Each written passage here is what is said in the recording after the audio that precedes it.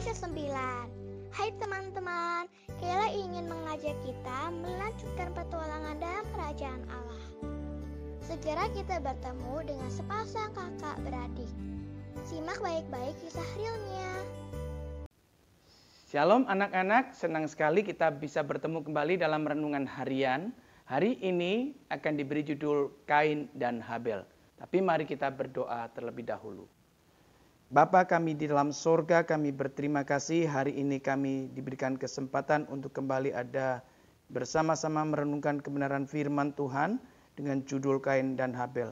Berikan kami hati yang terus memperhatikannya dengan sungguh-sungguh, supaya hidup kami boleh diberkati. Dalam nama Tuhan Yesus kami berdoa. Amin.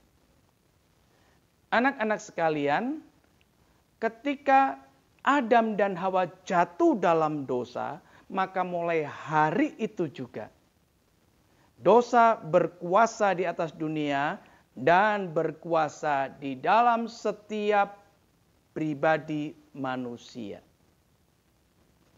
Dosa itu bukan perbuatan, tetapi dosa itu adalah satu kekuatan, satu kuasa. Demikian juga dengan kejahatan. Tidak ada satu orang pun yang bisa mengalahkan dosa. Tidak ada satu orang pun yang bisa mengalahkan kejahatan. Hanya satu saja yang bisa mengalahkan dosa dan kejahatan, yaitu Tuhan Yesus Kristus. Kepada setiap orang yang percaya kepada Dia, yang bertobat menerima Dia sebagai Tuhan dan Juru Selamat, maka Yesus Kristus akan memberikan kepada orang itu kemenangan atas dosa. Dosa adalah kuasa. Mari kita melihat cerita ini dari Kain dan Habel. Kain adalah anak dari Adam dan Hawa. Demikian juga dengan Habel. Kain hidup sebagai seorang petani. Habel hidup sebagai seorang penggembala atau peternak. Dan saya yakin, baik Kain maupun Habel pernah diberitahu tentang indahnya hidup di Eden, dan pernah diceritakan bagaimana Adam dan Hawa sebagai papa dan mamanya pernah melanggar perintah Tuhan dan mendapatkan hukuman, sekaligus pernah mendapatkan pengampunan atas dosanya. Tetapi Kain dan Habel ketika mendengarkan semua cerita itu, cara menanggapi mereka berdua sangat berbeda. Di manakah letak bedanya? Mari kita melihat waktu Kain dan Habel mempersembahkan kurban kepada Tuhan. Kain sebagai seorang petani, dia mempersembahkan kurban hasil pertaniannya kepada Tuhan. Saya yakin Kain memberikan persembahan yang terbaik kepada Tuhan. Tetapi Alkitab mencatat, Tuhan menolak atau Tuhan tidak mengindahkan Kain dan persembahannya. Kenapa demikian? Karena Kain tidak mempersembahkan dengan beriman kepada Tuhan dengan benar. Sedangkan Habel dicatat mempersembahkan kambing dombanya. Habel mempersembahkan hasil ternaknya. Dan Alkitab mencatat, Tuhan mengindahkan atau Tuhan menerima persembahan daripada Habel. Alkitab mencatat Tuhan menerima Habel dan persembahannya. Jadi kalau kita melihat Habel diterima oleh Tuhan persembahannya karena Habel mempersembahkannya dengan beriman yang benar kepada Tuhan. Bukan karena Habel mempersembahkan dari binatang.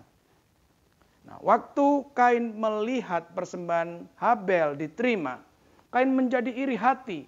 Alkitab mencatat, hatinya menjadi panas, mukanya menjadi suram. Dan saat itu Allah mengingatkan kepada Kain. Seperti di dalam pasal 4 ayat yang ke-7 berbunyi demikian.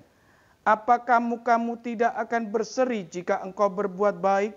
Tapi jika engkau tidak berbuat baik, dosa sudah mengintip di depan pintu, ia sangat menggoda engkau, tetapi engkau harus berkuasa atasnya.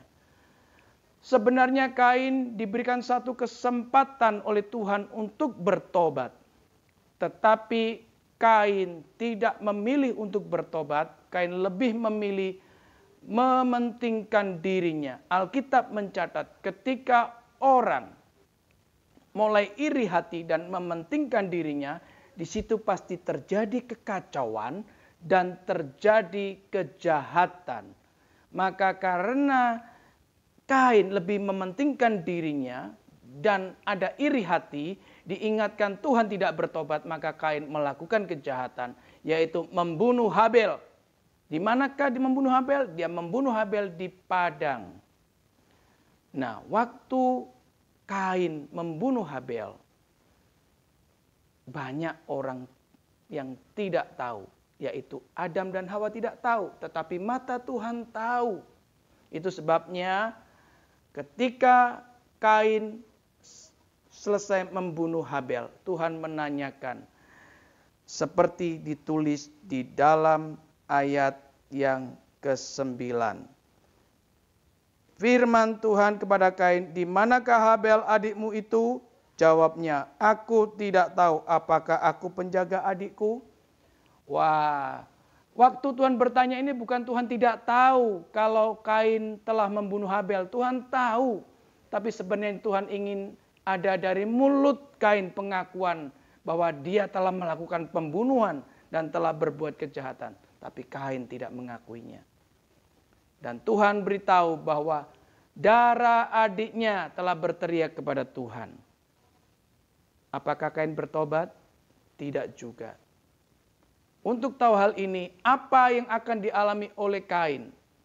Apakah Kain tidak dihukum oleh Tuhan? Kain pasti dihukum oleh Tuhan. Kita lanjutkan bagaimana Tuhan menghukum Kain. Itu pada renungan esok hari. Tapi melalui renungan hari ini saya mau ingatkan kepada kalian.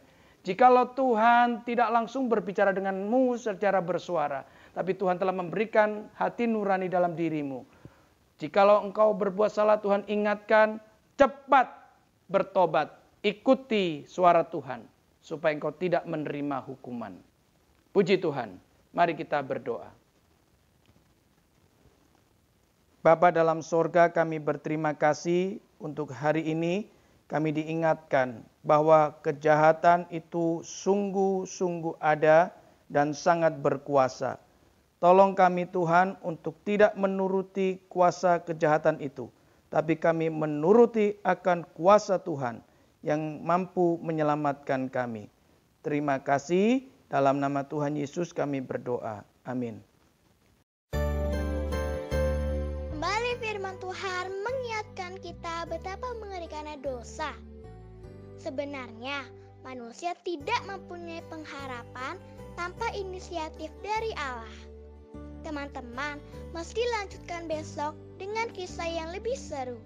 Jangan lupa baca dulu Kejadian 4 ayat 11-26.